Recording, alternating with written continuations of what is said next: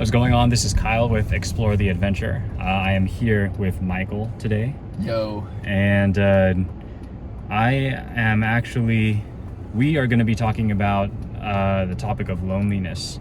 Michael actually is working on a project called Connecting the Universe. And what he is working on is helping people to connect with others, overcome their loneliness. And Michael, you're working with clients right now. Yeah. What would you say is one of the major factors that is contributing to their loneliness right now? Well, according to my research on loneliness, a lot of people are struggling with loneliness. About 50% in America have very high feelings of loneliness, which is 7 out of 10 or higher. And then the three main factors for this is number one, logistical problems. So that's like knowing where to find people, where to go, what to do, how to meet new people, like where to go to meet new people. Number two is self-esteem. So people have opportunities available, but they're not taking every single opportunity. And then number three is conversational skills. They don't know how to introduce themselves to a new person or, start that conversation. So in the end, nothing ends up happening, or they just get surface level conversations. And then number four, which I've been noticing, is authenticity. So people will not be living authentically, in the sense that they don't talk about what they want to talk about. They don't meet the right people. Instead, they just stick to boring surface level conversation, and they never say any of their true thoughts, feelings, or any of that. So they don't show their real face, and they have this mask on. And because of that mask, they end up feeling quite a bit lonely. And these are the four main causes of loneliness. From my research, I've actually done like actual research studies, and I have the reports written up. And then also just from working with clients and helping them overcome their loneliness, that's all it. That's awesome. Seriously, loneliness, there is an epidemic of loneliness going on. I feel like as technology progresses, as social media and the internet progresses, people are just not connecting with each other in person just as much. They, like Michael said, just having that inability to connect with others. When it comes down to it, we're all human beings. Like, we need that connection. So Michael and I have definitely experienced our own forms of loneliness. Actually, what's funny is I just moved out to Arizona last year, and Michael was one of the first people I ever met. I only knew one person in Arizona when I came out. I was actually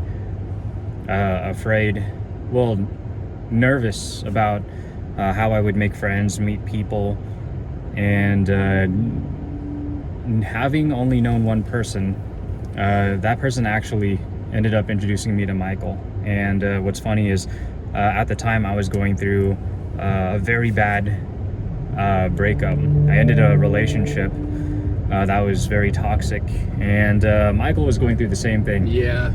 So we were both going through a tough breakup, and then we met and we had to like support each other. Yes. And we became good friends like that.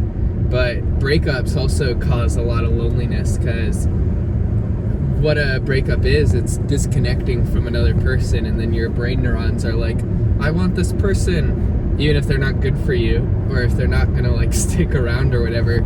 So breakups can be extremely difficult to deal with, but we both came out of that. Both relationships were not productive for our well-being. And yeah, it was tough, but we came out of it. Definitely. And the other thing that we had in common was, Michael likes to travel abroad. He is originally from Arizona, but he doesn't come Actually back from to Nebraska. Nebraska. Yeah. Oh yeah. Yeah, that's I was true. born in Nebraska. I only lived here for like a year, and then I left. And then I'm just back like a month out of each year. But that time I Gotcha. was here for like a few months, which was longer than normal.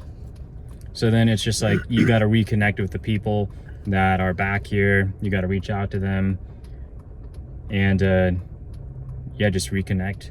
Yeah. For me,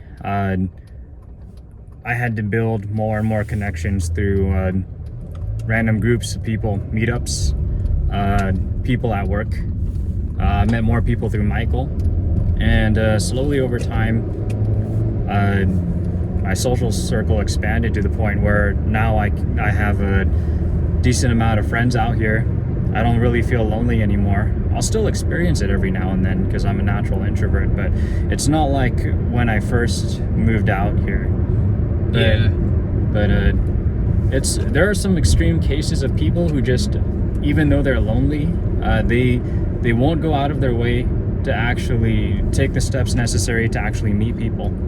Like, they'll come up with excuses, and they're not even willing to take the first steps, and it's just maybe it's the both of us taking on too much onto ourselves, but we feel like the need to, like, we feel that sadness of them not willing to help themselves. Yeah, definitely.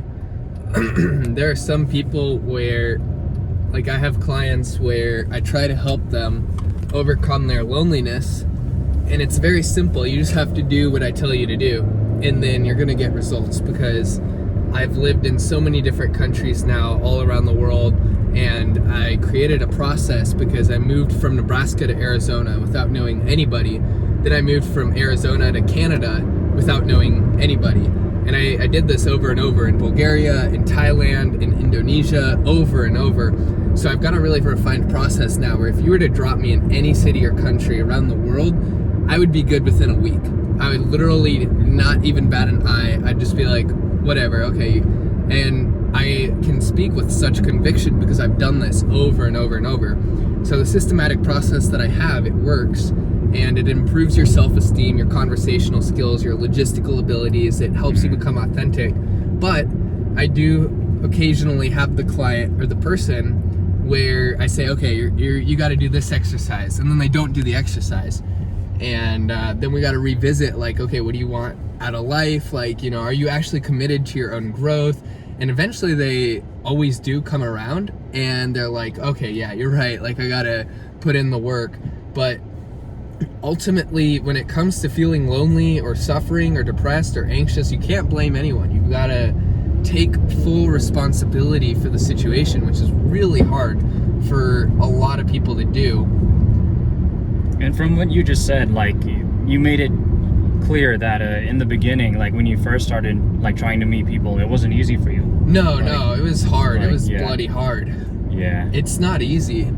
Because the Michael I know now, it's so easy for him to talk to people. Like, it's hard. It's hard for me to imagine a time where he couldn't meet people as easily. But he's a total social butterfly. Me, it's a lot harder for me to meet people. I can do it, but Michael, it almost seems effortless. Thank you. Yeah, I appreciate that. But you do got to remember, like, if you look at childhood videos of myself, I was doing that the other day. I was terrified of people. I was freaking terrified of people, and I had like no friends. I was really lonely, but you can change it. You just got to put in the work and the effort. So yeah, that's pretty much it. Is you just got to force yourself out there. So basically, what Michael does with Connecting the Universe is